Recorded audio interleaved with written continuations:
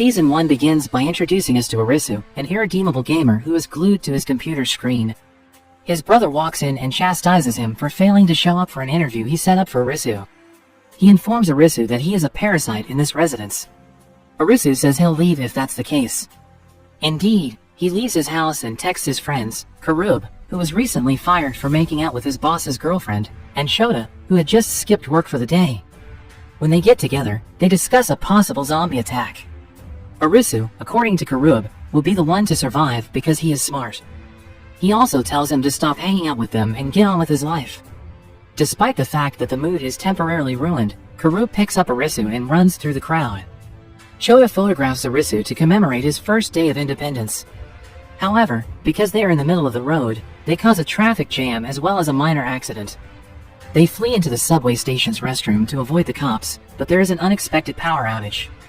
They walk out of the station only to discover that everyone has left. They look around, but there is no one, nowhere. Even their cell phones have no signal. They talk about it, and Arisu says that maybe it's not so bad. They are not required to work, and no one will be angry or disappointed with them. However, a large building lights up and a message appears, indicating that the game will begin soon. An arrow indicates the direction they must travel. They follow the instructions and enter another building, where they follow additional instructions. They each get one phone. Shibuki, a girl, approaches them and tells them they have no choice but to play the game. Another girl joins them, and the instructions are communicated to them via their phones. The name of the first game is Dead or Alive, and the difficulty of it is 3 of clubs. To complete the stage, they must select the correct door within the time limit, which begins at 2 minutes and gradually decreases. In the first room, the girl opens one of the doors and is killed because it is the incorrect one.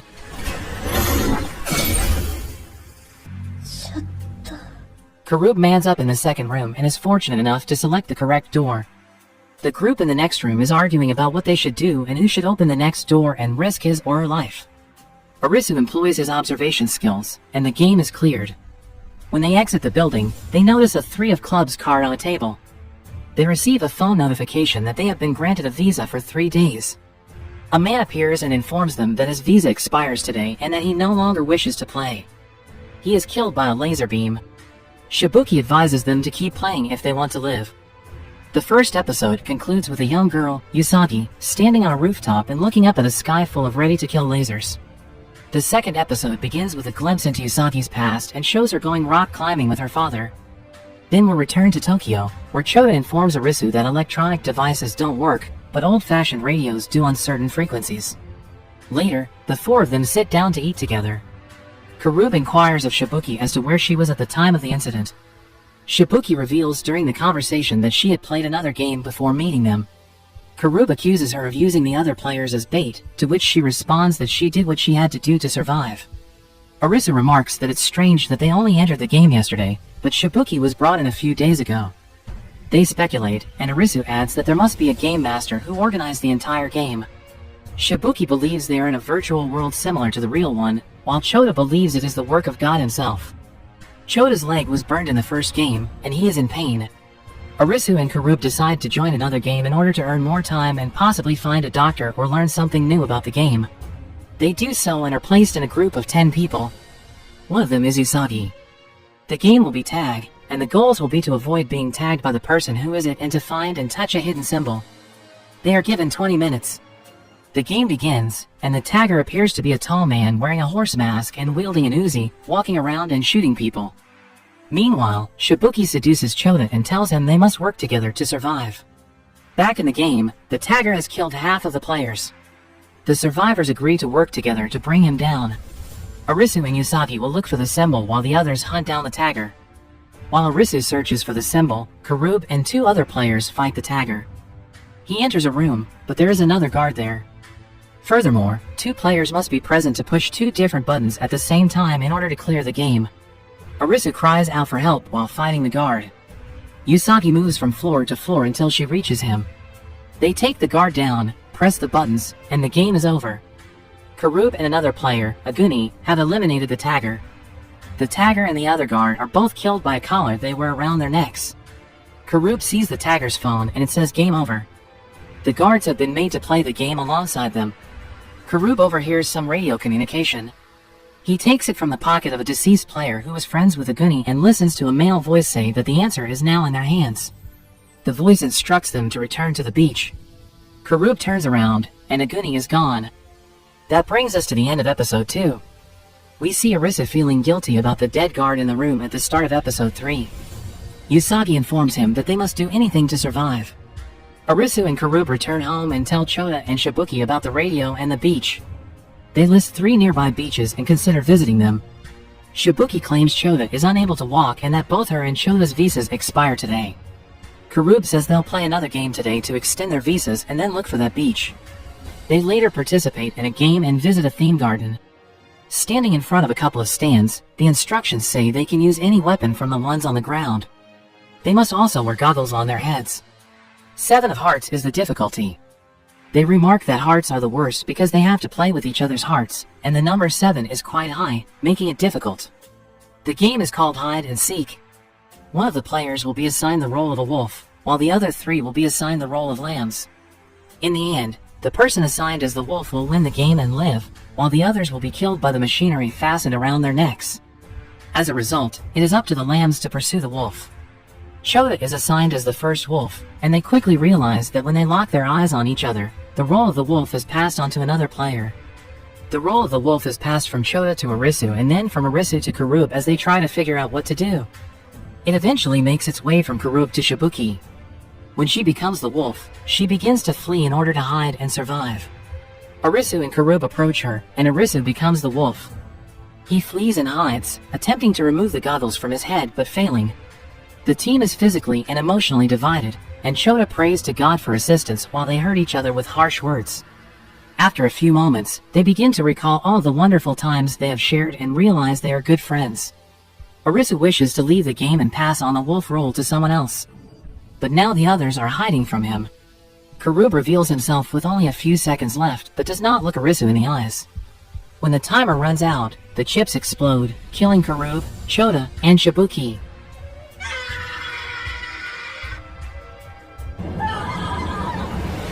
In episode 4, we get to spend some time with Usagi and observe her daily activities. On a rainy day, she comes across Arisu, who is lying on the side of the road and wishes to die.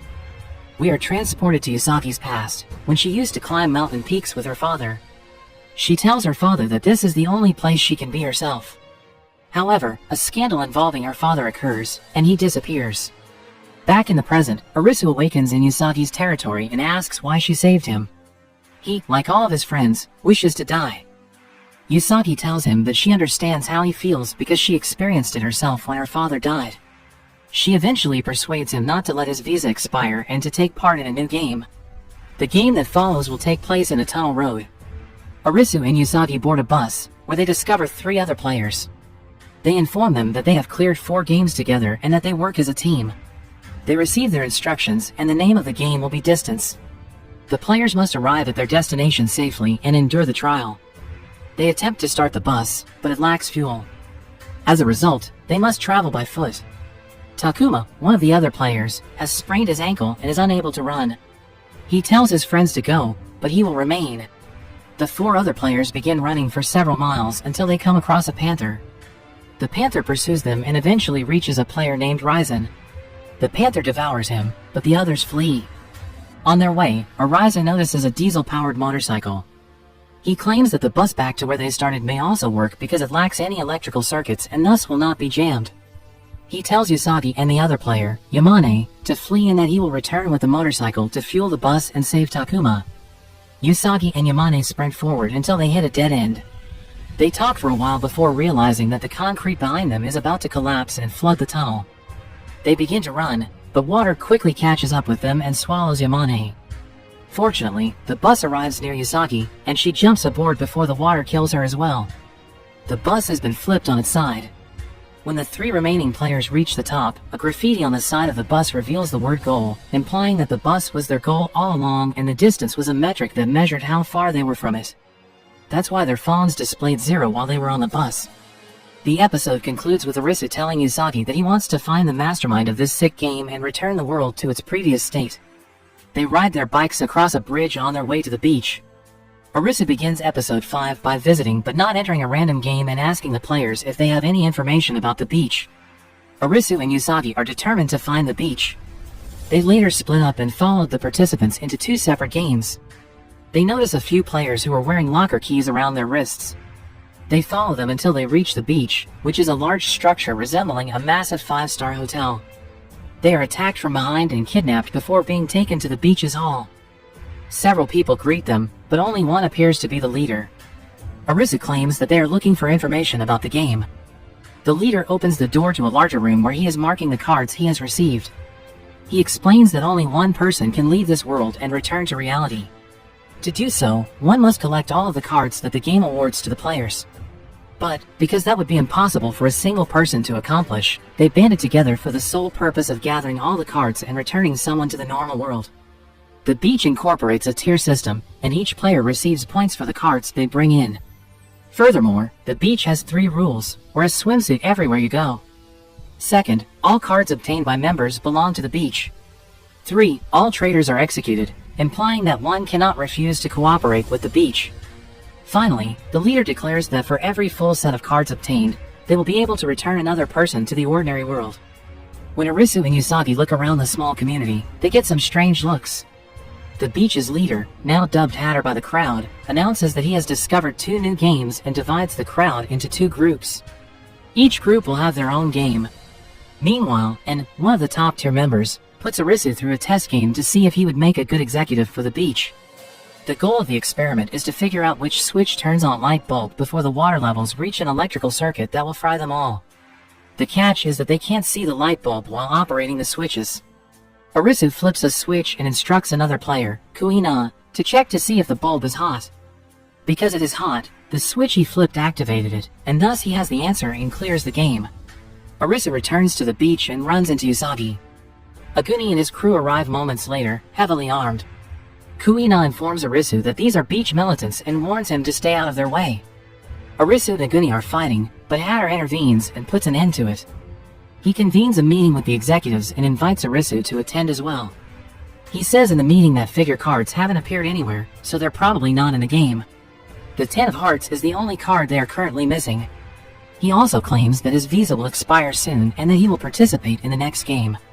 The episode concludes with Hatter inviting Arisu to a drink and telling him that heroes are created through great sacrifice. Usagi begins episode 6 by banging on Arisu's door and waking him up. Arisu says they need to gather information as soon as he wakes up. He begins speaking with various people in search of answers. He hears a gunshot and notices 3 of Hatter's men walking away from a dumpster. He approaches the dumpster and notices that it contains dead bodies. Kuina and her friend, Chishiya, approach Arisu and remind her of the 3rd rule of the beach, death to all traitors. Chishiya and Kuina speak with him and inform him that it is only a matter of time before the militants kill Hatter and take over his position. The beach will then be controlled by a horde of idiots armed with guns.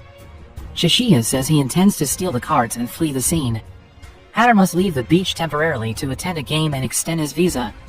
However, he is returned shortly after with a bullet in his chest. The executives disagree on who should be the next leader. Aguni's men point their weapons at the executives, forcing them to vote for Aguni. Chishiya has persuaded Arisu to assist him with his plan, and when Aguni delivers his inaugural speech as the new leader, Chishiya leads Arisu to the leader's room. He gives him the code to open the safe and retrieve the cards, but the code is incorrect, and it appears that Chishiya has set Arisu up. Arisu is restrained to a chair, and they inform him that his visa is running out of time, and there is nothing he can do about it. When the laser drills his head, they abandon him. Usagi is arrested and mistreated as well. Chishiya enters the leader's room and steals the cards. He is about to flee the beach when he meets with Kuina, who tells him that he should be feeling guilty about setting up Arisu. Chishiya realizes, however, that he cannot leave because the beach has been transformed into a game arena, and the lasers will not allow anyone to pass through the exit. The monitors and speakers announce that everyone is required to report to the lobby for the game. Everyone gathers in the lobby except Arisu, who is restrained. People get their phones, and then there's a woman dead on the floor with a knife through her chest. The 6th episode concludes with the announcement of the game and its rules. The game is called Witch Hunt, and the goal is to track down the person who murdered that woman and burn them in the fire of justice. There will be a 2-hour time limit. The beginning of episode 7 is packed with action. People blame Asahi, a girl who used to be friends with the deceased woman, and want to throw her into the fire that is burning in the backyard. Mira, one of the executives, intervenes and declares that everyone is equally responsible, and says that everyone will have to explain and prove what they have been doing for the past hour. People question, and as she holds a napkin with a blood stain in her hand, and reveals that the blood is Hatter's. She extracted the bullet from his body, which belonged to the type of guns found on the beach. Hatter was assassinated as well. Aguni enters the room with his men and declares that everyone else in the room, except him, could be the witch. He threatens to burn everyone if the witch does not step forward. Aguni's men open fire in the air, causing chaos. Usagi flees with Asahi and the last phone that would have belonged to Arisu.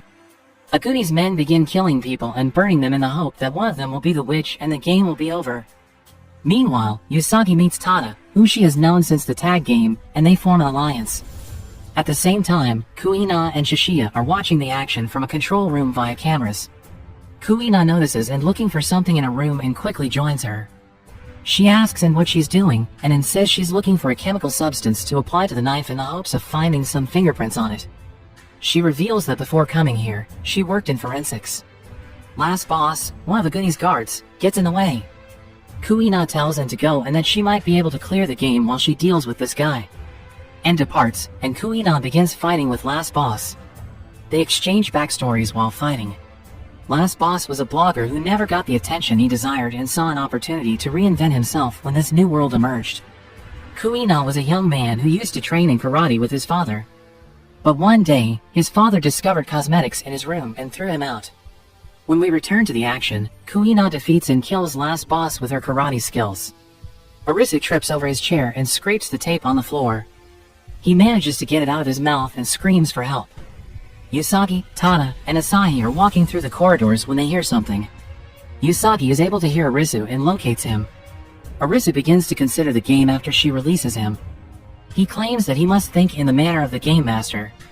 He claims that the Game Master waited for the right moment to begin this game, and that it was not a coincidence, and examines the knife at the same time and declares that she knows who did it. When she attempts to flee the room, she is attacked by two of Aguni's men. While thinking, Arisu leaps to his feet and declares that he believes he knows who the witch is, signaling the end of episode 7. Aguni and his men have cornered all of the remaining players at the start of episode 8. Aguni orders his men to kill everyone, but they are hesitant. Arisu approaches them and tells them that this has to stop. He claims that Aguni knows he can't be the witch because he has him bound. If Aguni is not the witch, he will want to collaborate with Arisu to find the witch. Aguni beats Arisu before admitting he is the witch. However, Arisu informs everyone that Aguni is not the witch. He assassinated Hatter, but not the girl.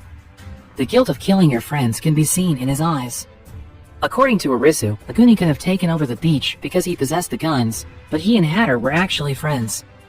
The episode flashes back to earlier events, showing Aguni astounded by how Hatter had transformed himself into a monster and killed many people because they had hidden their cards from him.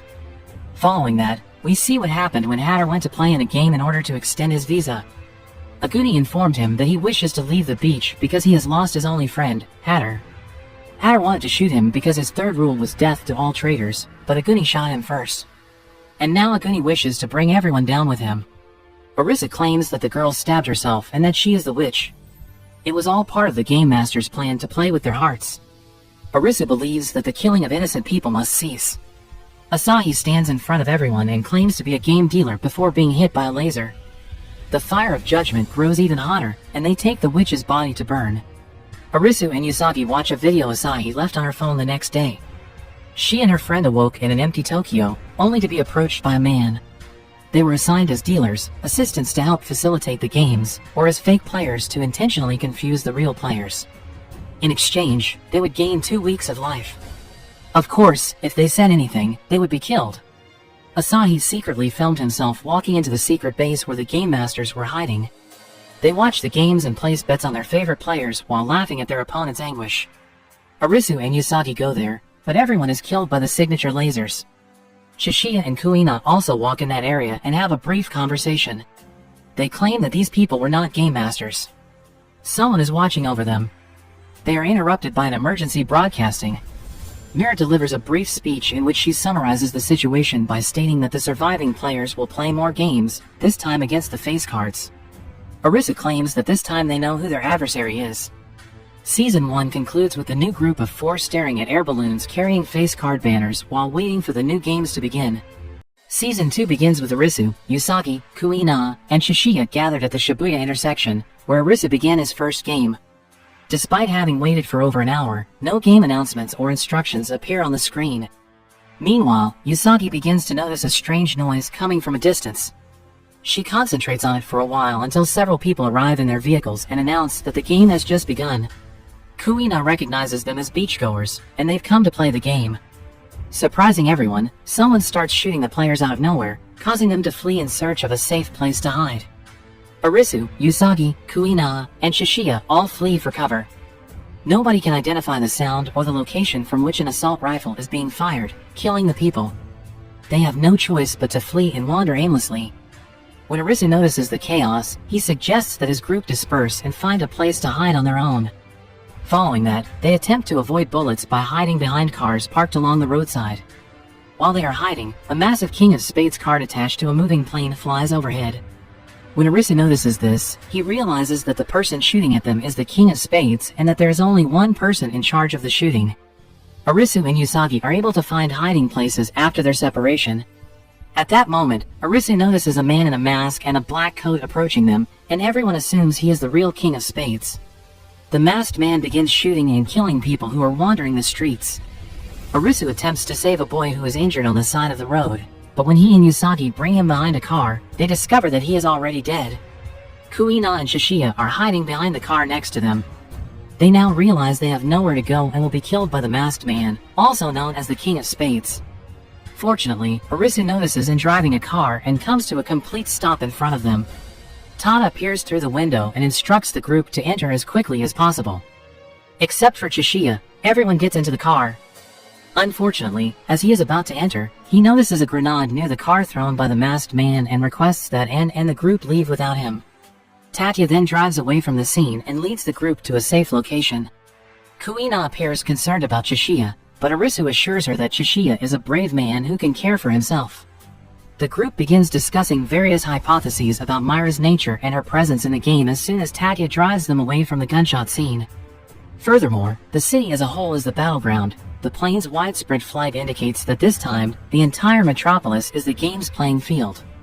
Mira, on the other hand, can be seen enjoying Mira the massacre despite her anguish.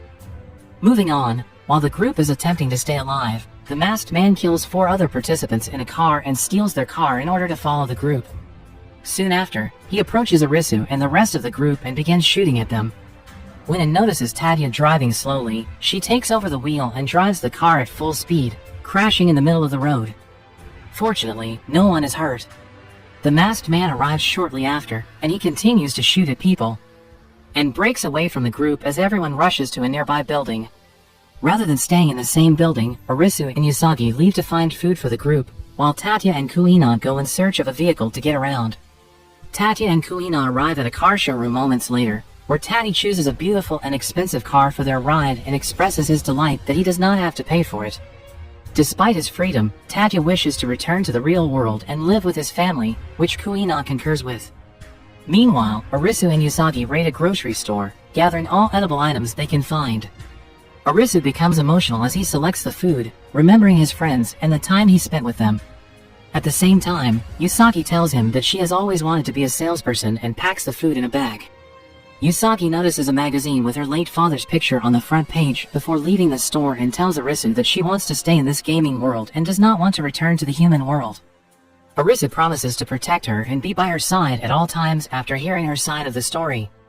Tatya and Kuina arrive in a car later, while Arisu and Usagi are walking on the road carrying the food supplies, and drive away after Arisu and Usagi get inside. The next morning, the group realizes there is no end to the game and that if they continue to hide, the masked man will eventually find them and kill them. Then, Arisu and the group begin to map out their locations in order to gather more specific information about other games that might want to join them. Arisu informs his group that in order to stay alive in the game, they must outperform the masked man, disrupting the game master's strategy and eliciting more information. Arisu and his group decide to follow the King of Clubs as it floats around the port because club games are all about cooperation and teamwork. Furthermore, he mentions that the King card may reveal additional information. The group quickly leaves the area in their car and arrives at the location where a large card of the King of Spades is floating. When they arrive at a container-filled location, they notice 5 bracelets placed on a table, but the game requires 5 participants before it can begin. Nuragi appears unexpectedly and mentions that he has already worn one of the bracelets, much to their surprise. Everyone is surprised to see him alive after being burned in the fire. The group members put on the bracelet one by one, and as soon as they do, a gate opens, transporting them to the game arena. Other people appear as soon as they walk through the gate. The King of Clubs introduces himself as Kuma as well, and for some strange reason, he is naked.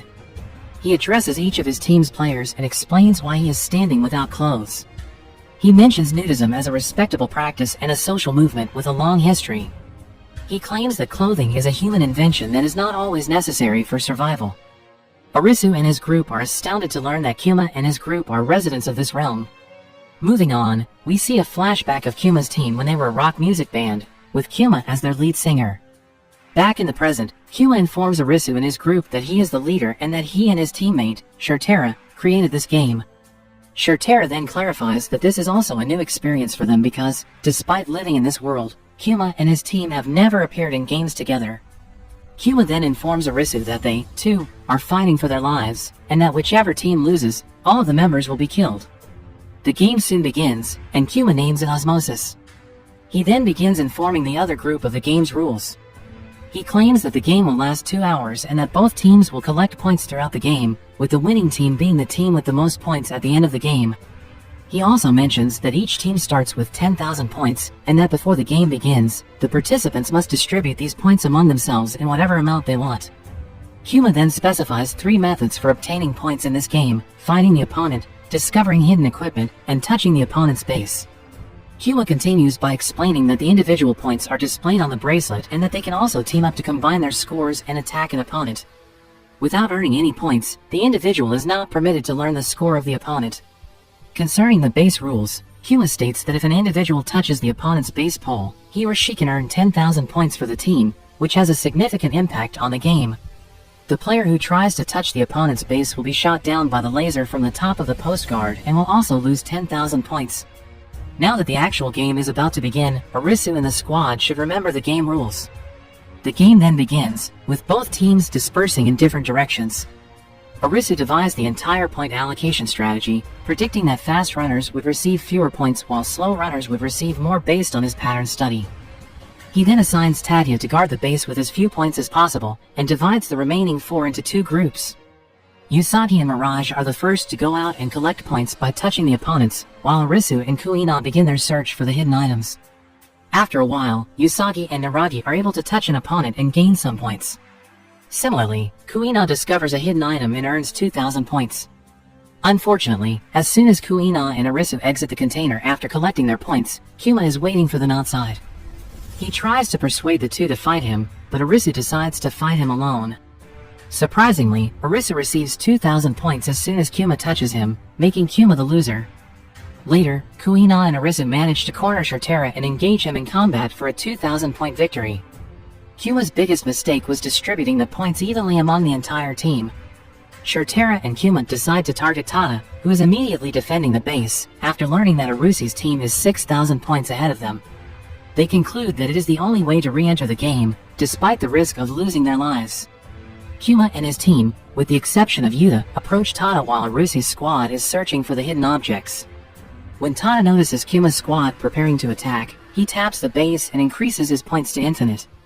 During the attack, Goken, Kuma, and Maki successfully touch the opponent's base pole, but Shuntaro is unable to do so because Tada touches him, causing Shuntaro to lose all of his points and be eliminated from the squad. The King's team now leads by 4,000 points as a result of this strategy. With their team now on the losing side, Arisu's team is forced to split up once more and search for valuable items in order to reclaim the lead. They make the decision to obtain anything that will allow them to increase their points. As soon as everyone disperses, the King team begins pursuing each of them in an attempt to score more points. Kuma's team members successfully touch Kuina and Usagi to earn points. While this is going on, Arisu discovers an item, but Yuta touches it first and gains 3,000 points, extending her team's lead to 12,000 points. Right then, Kuma arrives and tells Arisu that the game is cruel and reminds him that it is a team sport rather than an individual one. With 30 minutes to go and the King team leading by 12,000 points, Arisu and the team must devise a comprehensive strategy to win the game. Arisu devises a strategy to attack Kuma's base after some thought. He says that if just 2 of his team's players touch base, they can score 20,000 points and take the lead. Because this is their only remaining option, they all agree with Arisu. They decide to disperse and agitate their opponents. Usagi is successful in diverting Goken's attention, but the other members of Kuma's team continue to surround their team's base. Kuma, Maki, and Yuta all touch the ground, earning them an infinite number of points. Arusi's team must now exercise extreme caution because if they are touched by either of Kuma's team members with infinite points, they will be killed and lose the 10,000 points. Arusi, Kuina, and Naragi dash towards Kuma's base on the count of 3. Kuina diverts Maki's attention, and Arisu electrocutes Kuma because his bracelet is inactive. Naragi seizes the opportunity and touches the ground while avoiding Yuta. As soon as he does so, he goes to fight Maki, leading Kuina to run to the base. Unfortunately, Yuta and Maki form a team and successfully push Kuina away from the base, earning 500 points for their team. With only about 20 minutes left, Kuma's team leads by 300 points. In the following scene, while the rest of the team is regretting and sitting alone, Arusi is still looking for other ways to score points. Unlike her teammates, Usagi refuses to give up and decides to fight back. She begins looking for the last remaining item and finds it, earning her team an extra 2,500 points. Naragi, on the other hand, appears to be in critical condition, having lost a significant amount of blood throughout the game. Naragi abandons his teammates and attacks Usagi as his life is about to end. He knocks her unconscious by slamming her head against the ground when she tries to fight back. Arisu decides to attack Kuma's base for the points after realizing his team needs 500 more points to tie the game. Following that, we'll see a flashback to Tada's life, when he used to work in an automobile garage in the real world. Tada's optimism inspires everyone, but despite his positive outlook, he is frequently mocked. Tada wishes he could leave his job as a mechanic behind, but he cannot because it is the only way he can afford to complete several courses required for a solid educational background. Tada fails to correctly position the vehicle lifting jack one day at work, causing the car to lose balance and fall on his superior Kato, injuring his hand. Kato decides to leave work due to a significant hand injury, which has a significant impact on Tada. Back in the present, Tada decides to help Arisu and the others because he does not want the past to repeat itself and wants to do whatever he can to help his team and save their lives. Meanwhile, Usagi, who was attacked by Naragi while attempting to rape her, collapses to the ground unconscious. Fortunately, Arisu arrives just in time and defeats Naragi while he is forcing himself on unconscious Usagi. Naragi mocks Arisu, but is punched several times by Arisu with only 9 minutes left in the game. Following this, Arisu transports Usagi on his back to their base, where she apologizes for not being able to assist him in the game. With only 7 minutes left, Arisu is forced to devise a strategy for reclaiming Kuma's base. Kuma, on the other hand, decides to go for a walk after being certain of his victory, and Arisu meets him by the sea. The two men have a heart-to-heart, and Arisu thanks Kuma for all of his advice earlier, and asks him to shake hands one last time. Kuma initially refuses, telling Arisu that if they shake hands, Arisu will lose some important points, but later walks towards Arisu and shakes hands. To his surprise, as soon as they shake hands, the scoreboard updates and Kuma's points are transferred to Arisu, giving his team a 500-point lead. Everyone is surprised to hear the voice announce that Arisu's team has gained points and is now in the lead. When Kuma sees Arisu's clever plan, he praises him and asks how he did it. A few minutes later, Arisu discovers Tada banging his hand against the door of a container. When Arisu notices this, she rushes over to Tada and attempts to prevent him from injuring himself. Tada informs him that he has a plan to earn points and simply wishes to take the bracelet from his grasp. Arisu initially refuses, but when Tada informs him that the rules have never mentioned any punishment for a participant who takes out their bracelet and that it is the only way to win the game, Arisu agrees and assists him in taking the bracelet out. Tada manages to take the bracelet from his grasp and give it to Arisu, earning him an additional 10,000 points. Tada's points were not stolen by the King team because he never left the base, and his bracelet is still active to gain points from the opposing team. Tada then thanks Arisu for his kindness and appreciation, as he is the only person who recognized Tada's generosity and optimism while everyone else questioned his motives.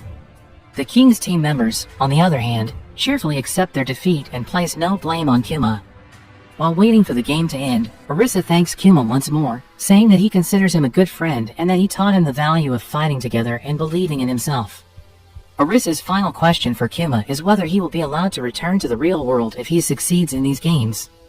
Kuma advises Arisu to trust his instincts, but he does not provide a definitive answer.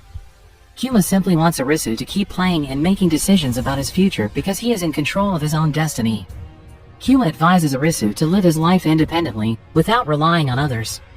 Arisu tells Kuma that if they had met in the real world, they would have made wonderful friends. Kuma then accepts his defeat with dignity and stands atop a rock. Right then, lasers begin to flash from the sky, killing every member of Kuma's team. Usagi awakens at the base after Kuina informs her of the victory. Arisu rushes back to Tana and expresses gratitude for his sacrifice. Tana dies as a result of excessive blood loss, and Arisu bids him farewell by burying his body near the ocean. Following that, Kuina, Arisu, and Usagi swear an oath to fight and win the games in his honor. This time, even Naragi appreciates Tana's efforts. The action then shifts to the Tio prison, where many players are awaiting the start of the game. Shishiya, to my surprise, is also present. The players are all prepared, wearing their respective collars and waiting to play the game in the central guard room. The name of the game is then revealed, and it is solitary confinement. The game's rules are displayed on a large TV, and a lady makes an announcement informing everyone that they must correctly predict the card sign that will appear on the back of their individual collars. For a change, they are not permitted to examine the card signs on their own and must seek assistance from another player.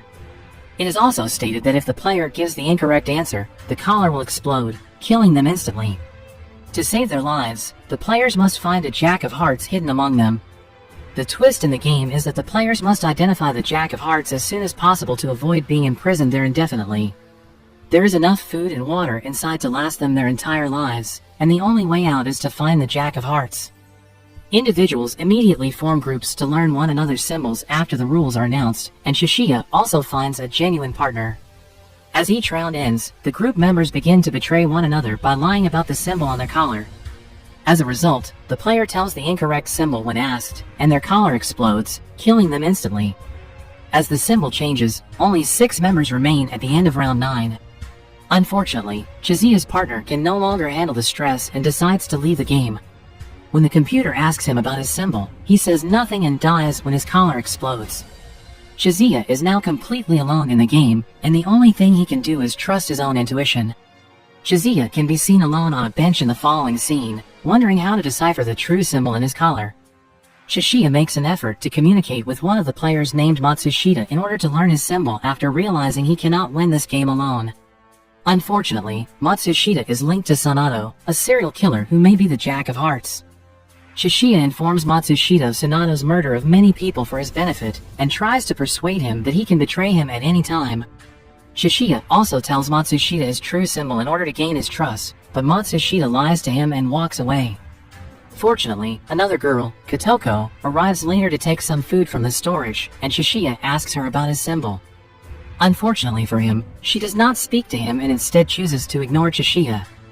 Moving on, Shishiya will be competing alone in the next round against 2 other pairs.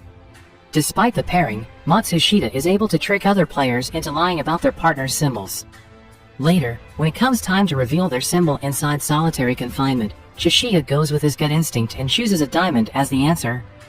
Matsushita steps out of the confinement alone, convinced that he is the last one standing, and laughs maniacally.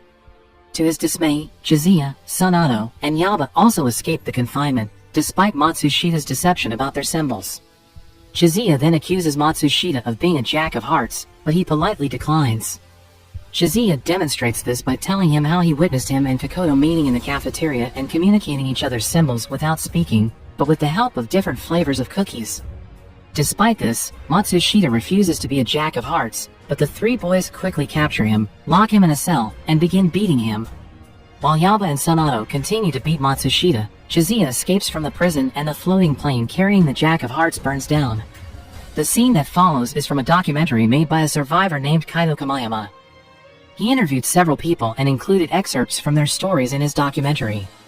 After watching this video, it is clear that the world has become a welcoming place for drug users, criminals, and thieves. Many of them claim to have great freedom, with no rules to abide by, and are grateful to be a part of this world. The game masters, according to Kaito, have fundamentally altered their way of life and rendered them useless. The survivors will have to keep playing these games in order to find out if there is still a chance to return to normal life. Kuina sets out the next morning to find An and Shishiya out of concern for them. Nonetheless, Arisu and Usagi require more players in their group to continue winning these games. Usagi and Arisu are reassured by Kuina that they will meet again. After a few days, Arisu is still unable to accept Tada's death. Arisu recalls all the good times he had with his friends Karub and Shota. He recalls that when he was at his lowest, they always encouraged him to stay strong and choose the right path in order to survive. Usagi goes out looking for food one day, but comes up empty-handed. She then returns to Arisu and requests that he assist her in finding some food to eat. She suggests they go hunting for meat for the day. Arisu, who is also hungry, joins Usagi in catching a rabbit in a nearby park. They try and fail several times to capture the rabbit. Arisu eventually tires and gives up. Right then, the duo notices a thudding sound nearby and decides to investigate. They follow the sound until they reach the main road, where a large number of people are dead on the ground. Arisu notices Kaito among the dead people and approaches him. Kaito can only tell them about the various films he has captured during his time in the place before dying. Arisu enters Kaito's vanity van to learn more and discovers numerous recordings. He and Usagi decide to play each of them and discover that Kaito recorded everything with his 8mm small camera. While watching the videos, they notice An, who is studying the growth of various plants as well as the water level. And finally departs, stating that she is attempting to flee Tokyo in order to find out who is responsible for the mayhem. In the following video, Kaito travels to a Setagaya neighborhood after hearing reports about a person who can recall every detail of their birth. She is later revealed to be a woman who underwent brain surgery but remembers every detail of the abrupt transformation. The woman claims that the people she saw during the transformation were not human. Just as she is about to say something else, the King of Spades arrives and kills her along with others in the neighborhood. Returning to Arisu and Usagi, as the documentary concludes, they hear some noise from outside. They quickly open the door and see a King of Spades flying through the air. They get out of the van and start running when they realize the King of Spades is nearby. Unfortunately for them, the King of Spades notices them and begins pursuing them. Arisu and Usagi become separated while fleeing for their lives. Someone smacks Arisu in the face, and Arisu loses consciousness before he can realize what is going on. When Arisu regains consciousness later that night, he discovers a lady sitting beside him.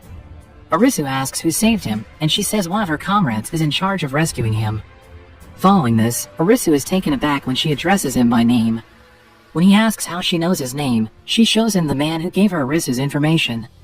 After that, Arisu approaching the man and realizing that he is none other than Aguni. He was surprised to see Aguni still alive. Aguni is the same person who gave his life to save others on the beach in the previous season.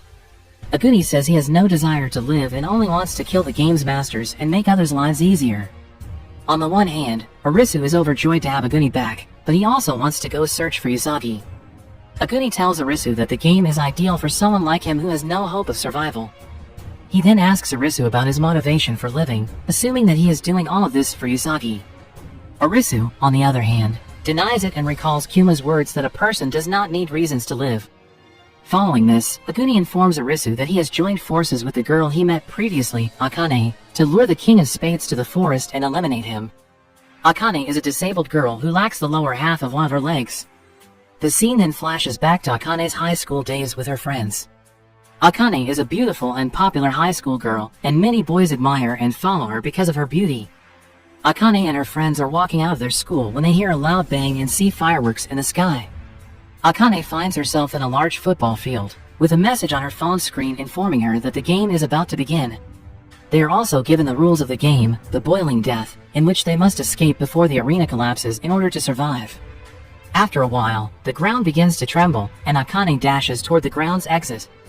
The ground soon tears apart, releasing a large volume of boiling water.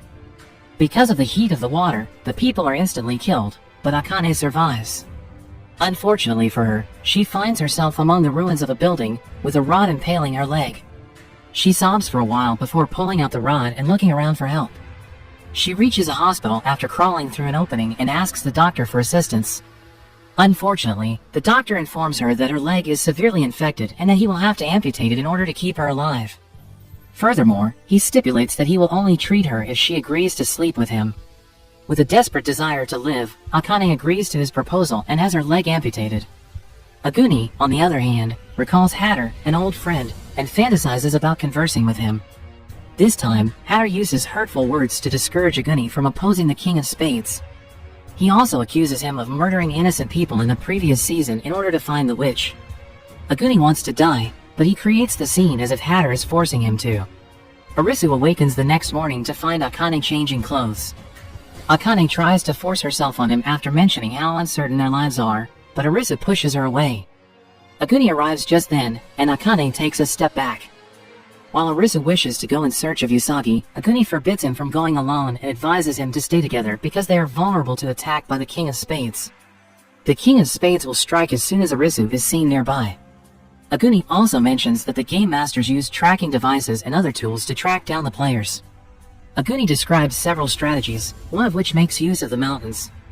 Aguni, Akane, and Arisu plan to entice the King of Spades to the mountains and attack him there. Soon after, Aguni confirms an ideal location for setting up traps for the King of Spades that will alert them when he approaches their area.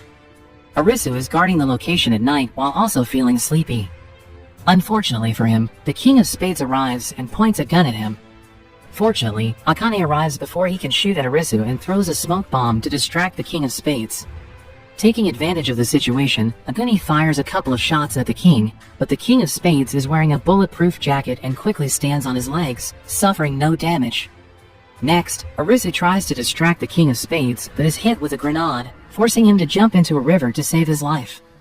With this, Aguni is forced to take command of the mission, but he loses his balance and suffers a head injury, causing him to lose consciousness. As Akane successfully hides an unconscious Aguni in the bushes, the King of Spades departs. The river water transports Arisu to a completely different location the next morning. He searches the area for Usagi but is unable to locate her. Meanwhile, we're given some information about where all of the other players are. As Kuina competes in more games to extend her visa, and can be seen searching for answers and using her compass to jot down instructions.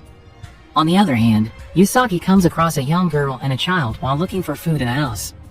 Usagi tries her hardest to persuade the little kid to play games because his parents have already died and he does not have much time.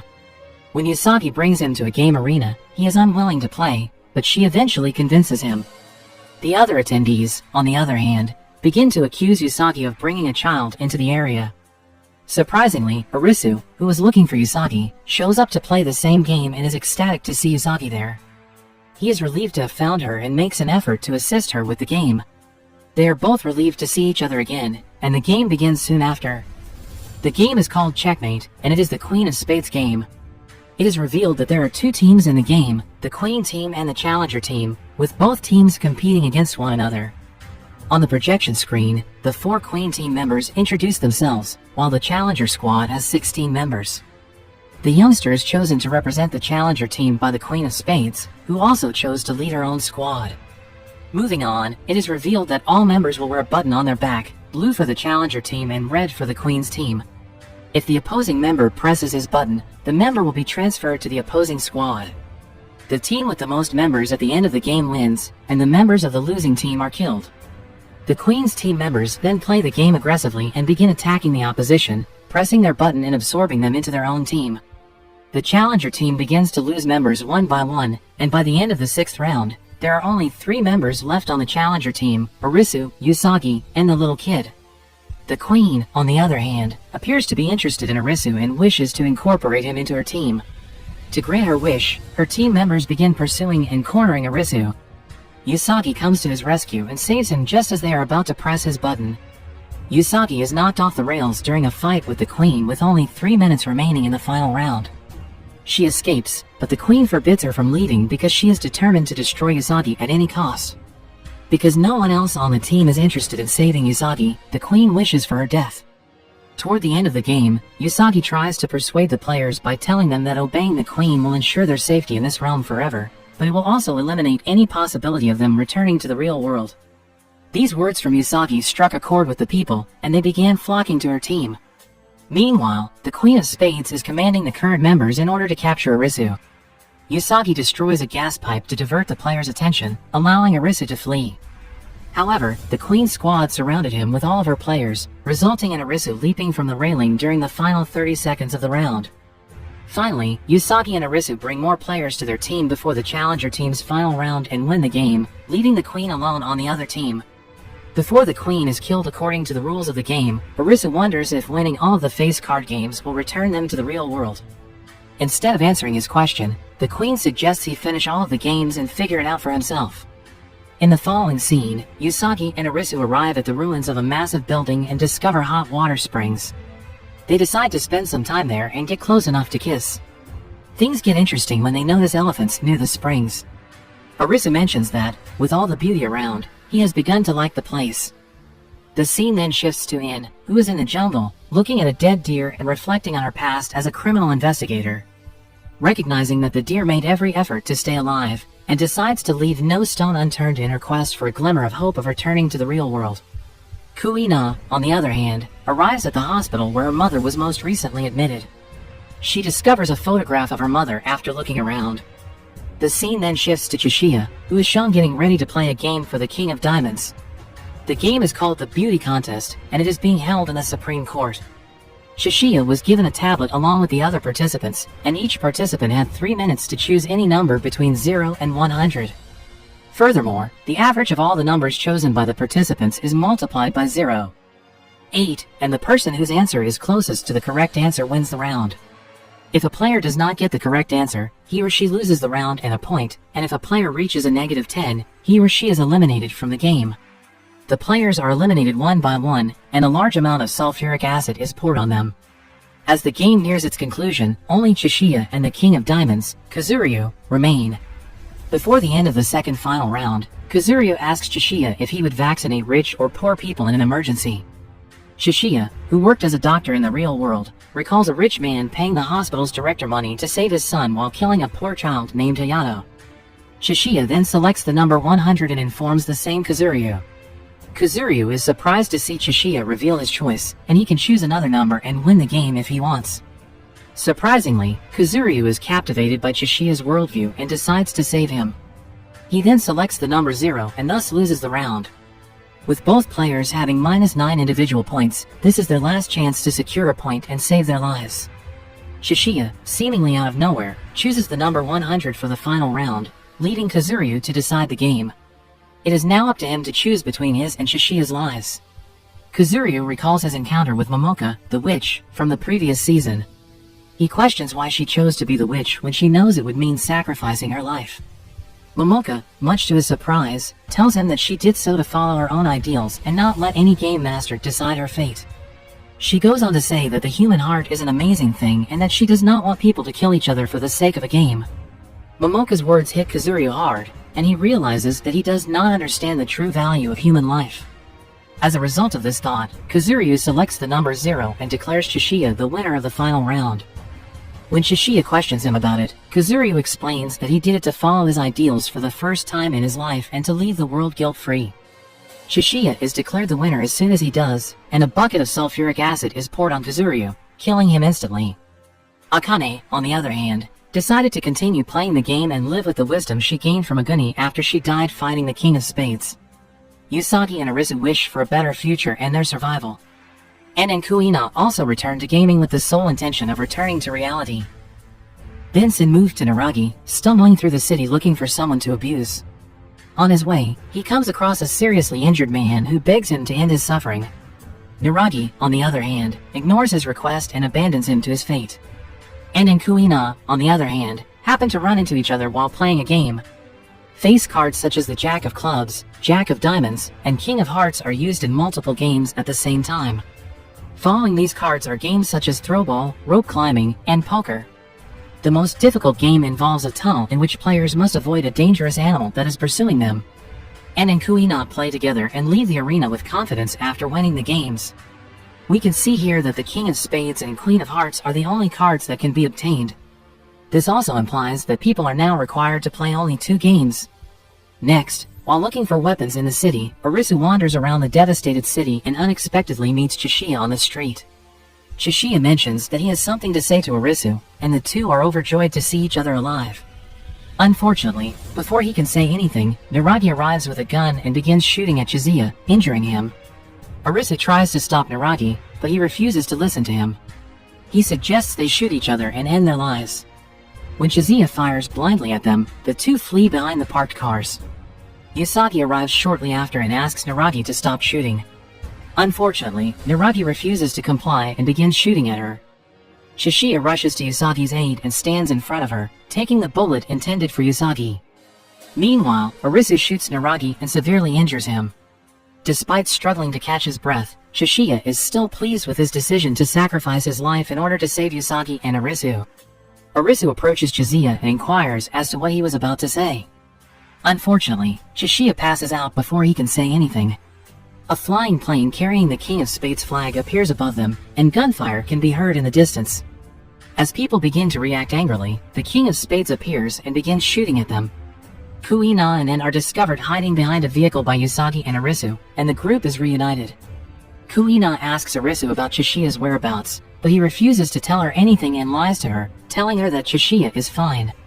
With the King of Spades killing people at random, the four of them decide to kill the king as well, fighting against him as a group. Soon after, the King of Spades, dressed in a black cloak, arrives and notices the group. Kuina is able to divert the king's attention and save him when he attacks her, and takes advantage of this opportunity to flee, but the king now pursues Kuina. The king then removes his mask and cloak to reveal his face. When the king begins pursuing Arisu and Usagi, Akane arrives just in time and shoots the king with her arrow, but it is ineffective.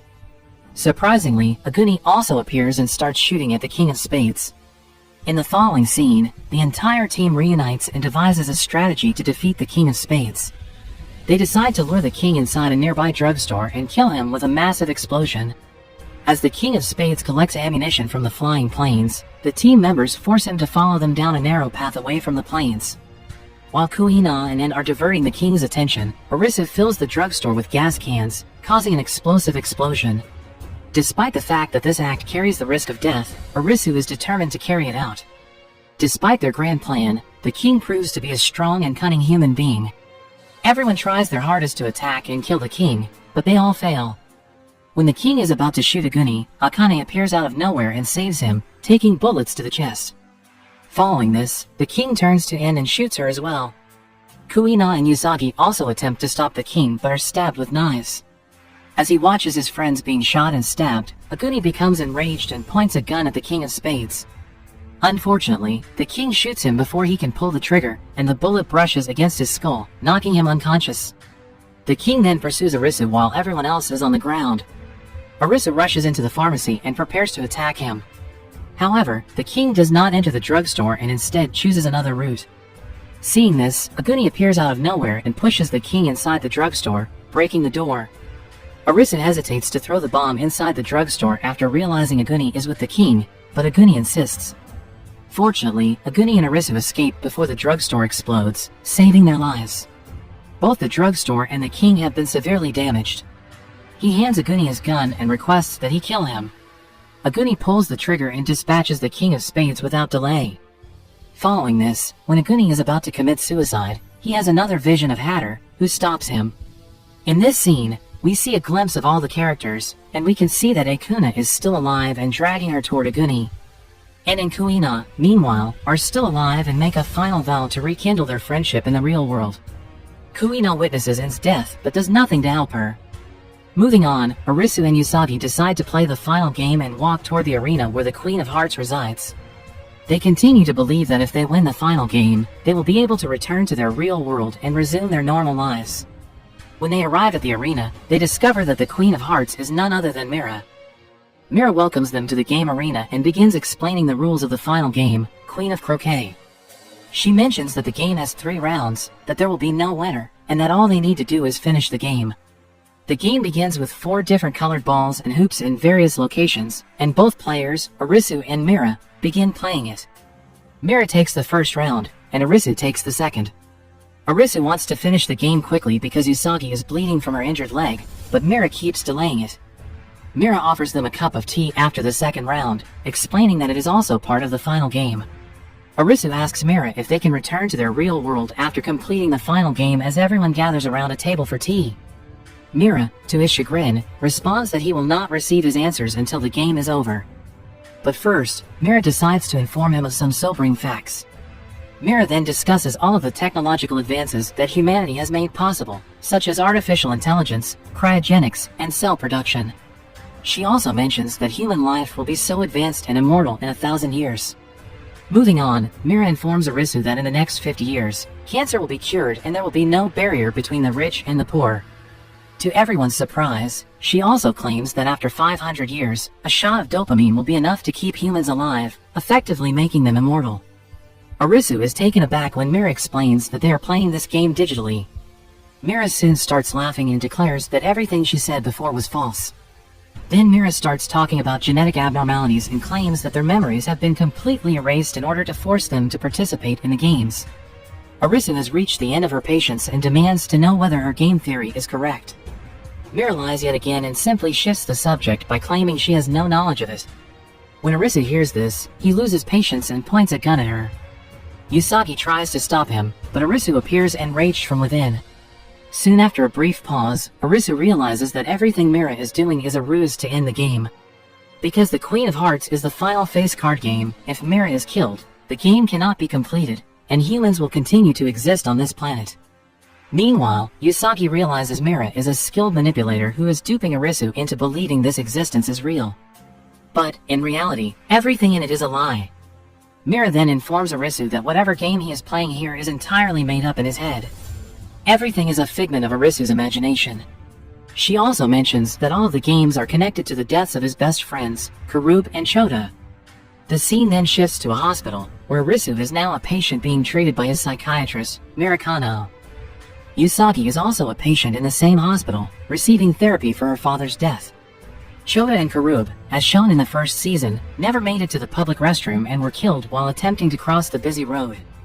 Arisu believes he is guilty and wishes to end his life because he was unable to save his friends and lied to everyone about their deaths. Arisu believes there is no point to his existence and wishes to exit the game by taking the pills Mira instructed him to take. Usagi then walks into the other room and begins conversing with Arisu.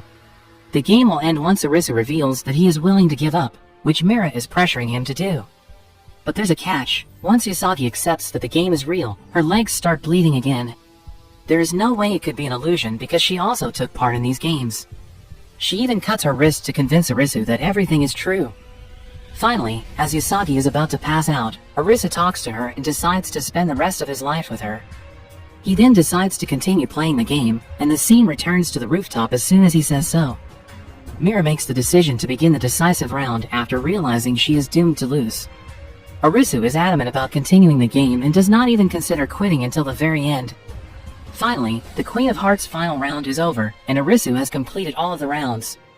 Finally, Arisu begs Mira to tell him about this fictional world, but Mira imposes a condition. She says they will be given 2 options, and regardless of which one he chooses, he will receive the answer, which will aid Arisu in learning about this virtual reality gaming world. Then, with fireworks lighting up the night sky, a laser falls from the sky and kills Mira. Following that, an announcement is made, asking the players to choose whether they want to remain in this realm or return to their own. Usagi and Arisu decide to return, and all of the other characters, including Shishiya, Niragi, Kuina, Aguni, and Akane, make the same decision. The world then returns to normal, and Arisu finds himself wandering the streets with his friends Karub and Chota. All of the players who survived the game are still in the same area, but those who died appear to have met the same fate.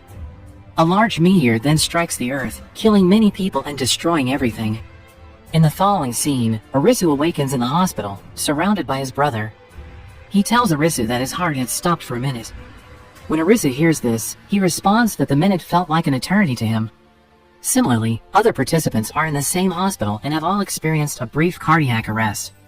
Akane, who is strolling down the corridor, comes to a halt in front of an operating theater and looks at Aguni as if she recognizes him. Kuina, on the other hand, is reunited with her parents, who are overjoyed to see her alive. In the final scene of the episode, Arisu and Usagi meet as strangers, but they both feel a connection. They talk for a while and then decide to spend some time outside the hospital. Season 2 concludes with all of the playing cards flying away from the table, leaving only the Joker card, indicating that there is still something left.